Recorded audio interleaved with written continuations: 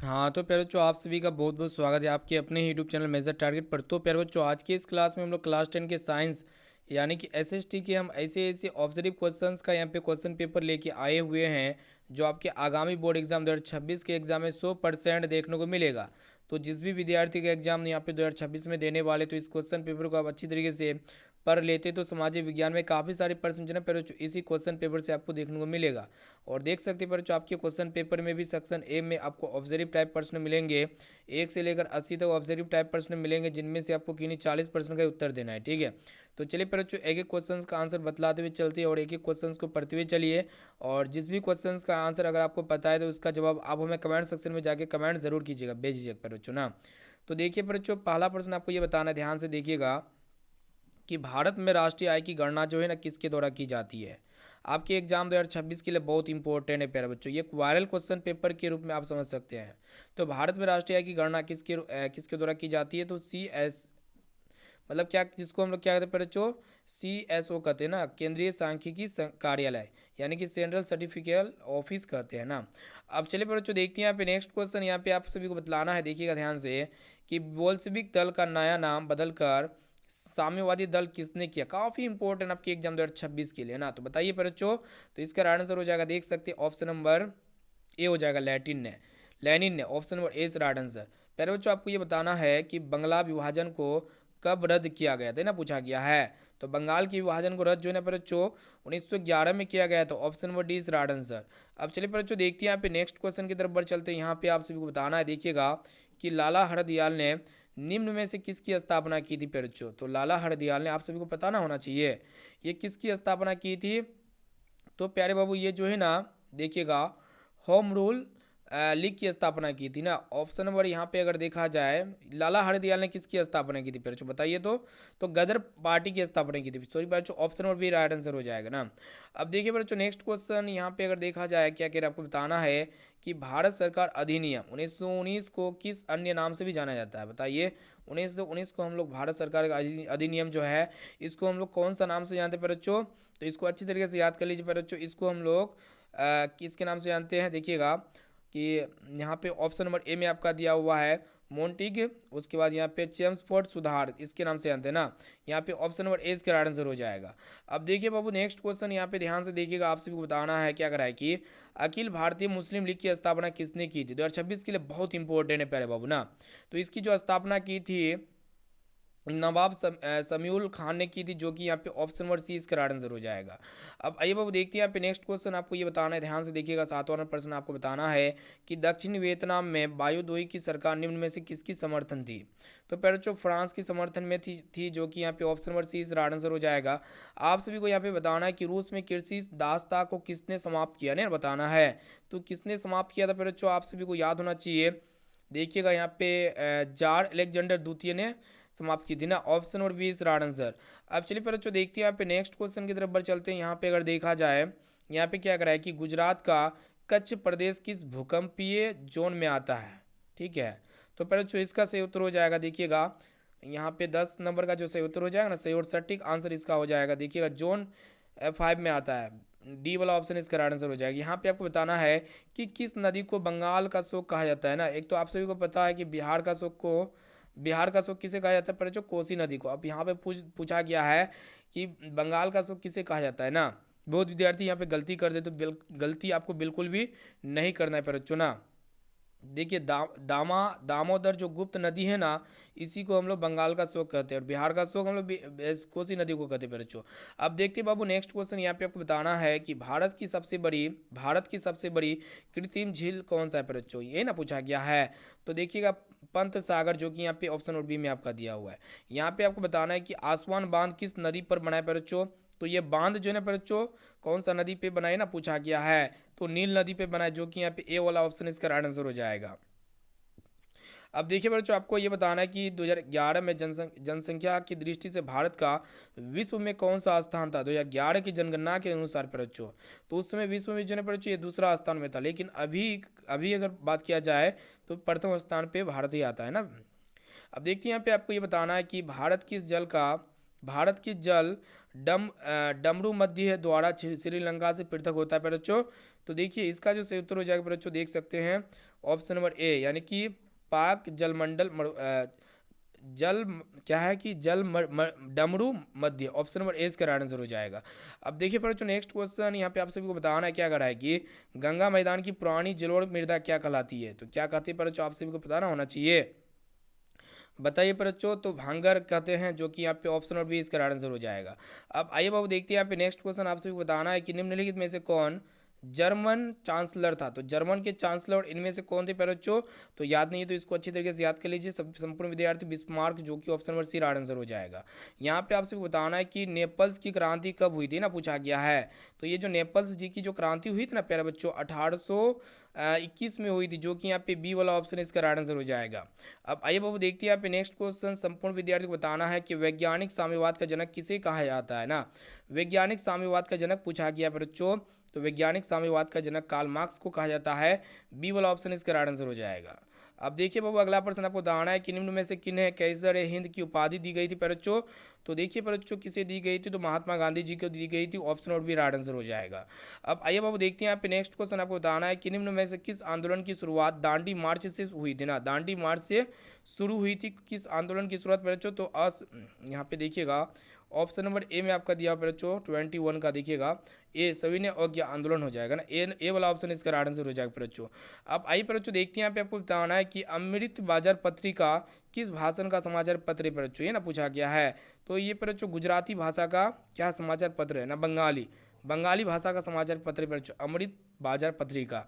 अब आइए बाबू देखते हैं यहाँ पे नेक्स्ट क्वेश्चन आपसे पूछा गया है कि अखिल भारतीय ट्रेड यूनियन की कांग्रेस की स्थापना कब हुई थी ना, पूछा गया है।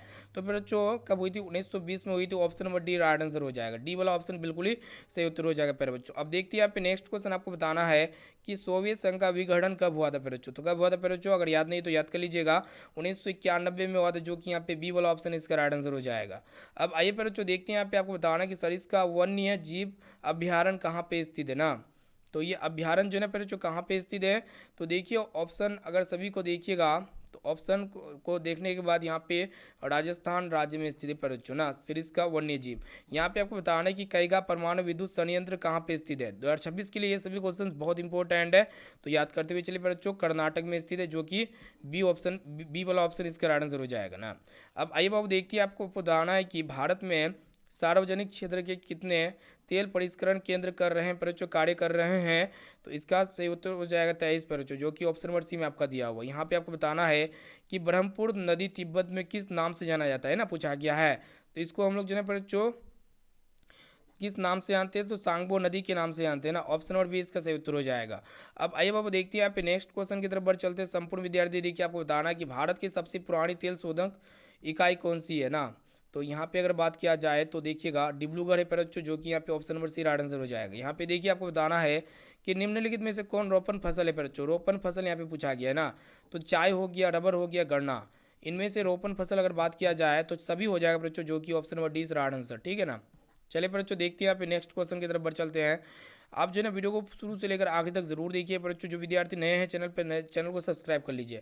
यहाँ पे आपको बताना है कि प्राकृतिक गैस जो है ना किस खनिज के साथ पाई जाती है, तो प्राकृतिक गैस जो है ना किस खनिज के साथ पाई जाती है, तो पेट्रोलियम के साथ पाई जाती है, option number D right answer हो जाएगा।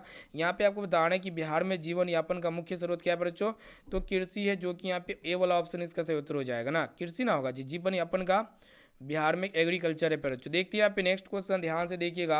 आप सभी को बताना है कि निम्न में से क्या आर्थिक गतिविधि नहीं है, तो इनमें से आर्थिक गतिविधि कौन नहीं है बच्चों, तो आर्थिक गतिविधि यहाँ पे अगर देखा जाए तो गरीबी नहीं है, यानी कि option number C right answer हो जाएगा ना। देखते हैं यहाँ पे नेक्स्ट क्वेश्चन 35 नंबर पर्सन देखिएगा। आपको बताना है कि मुद्रा का प्राथमिक कार्य क्या है बच्चों, तो विनिमय का माध्य है, जो कि यहाँ पे ऑप्शन नंबर सी में आपका दिया हुआ है ना।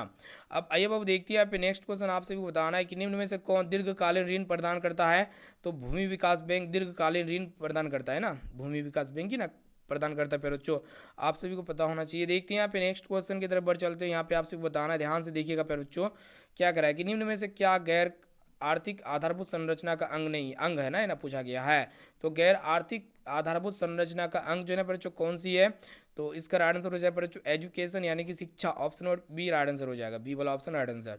यहाँ पे आपको बताना है कि वैश्वीकरण के परिणाम स्वरूप विभिन्न देशों के बीच निम्न में से किसका निर्बाध प्रवाह होता है बच्चों, तो देखिए पर जो इसका राइट आंसर हो जाएगा पूंजी प्रौद्योगिकी श्रम, यानी कि ये सभी हो जाएगा, जो कि यहाँ पे डी वाला ऑप्शन बिल्कुल ही सही उत्तर हो जाएगा। अब आइए पर जो देखते हैं यहाँ पे नेक्स्ट क्वेश्चन संपूर्ण विद्यार्थी, देखिए यहाँ पे आपको बताना है कि सरकार द्वारा आर्थिक क्रियाओं पर अनावश्यक नियंत्रण एवं प्रतिबंधों को हटाना क्या कहलाता है? बच्चों काफ़ी महत्वपूर्ण क्वेश्चन है आपके लिए। तो उदारीकरण कहलाता है बच्चों, option number C right answer हो जाएगा। देखते हैं यहाँ पे नेक्स्ट क्वेश्चन।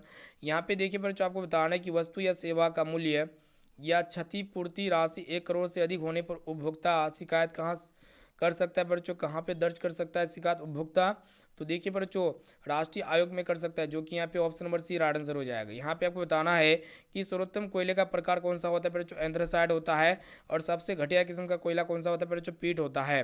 अब आइए बच्चों देखते हैं यहाँ पे अगला प्रश्न आपको बताना देखिएगा कि कुशेश्वर स्थान अभ्यारण्य कहाँ पे स्थित है। काफ़ी इंपॉर्टेंट है ये सभी क्वेश्चन 2026 के लिए, बहुत बहुत इंपॉर्टेंट। जितने विद्यार्थी 2026 में बैठने वाले तो सभी क्वेश्चन को अच्छी तरीके से याद कर लीजिए बच्चों ना। तो देखिए 44 का जो राइट आंसर हो जाएगा ना बच्चों, 44 का राइट आंसर हो जाएगा ऑप्शन नंबर बी दरभंगा ना, याद रखिएगा इसको। कुशेश्वर स्थान अभ्यारण्य कहाँ पे स्थित है, दरभंगा में। अब देखिए बच्चों आपको बताना है कि समुच्चय जुताई कहाँ की जाती है। तो समुच्चय जुताई जो है बच्चों कहाँ पे की जाती है, तो पहाड़ी क्षेत्र में, मैदानी क्षेत्र या तटीय क्षेत्र में।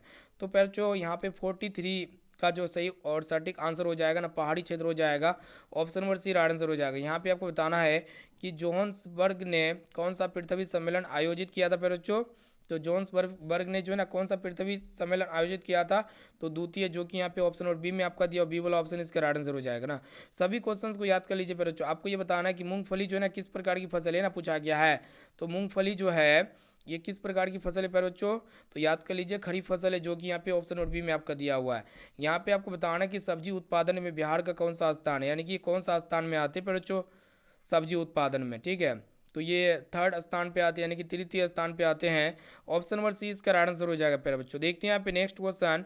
यहाँ पे आपको बताना है कि बागमती परियोजना कहाँ पे स्थित है ना, पूछा गया है।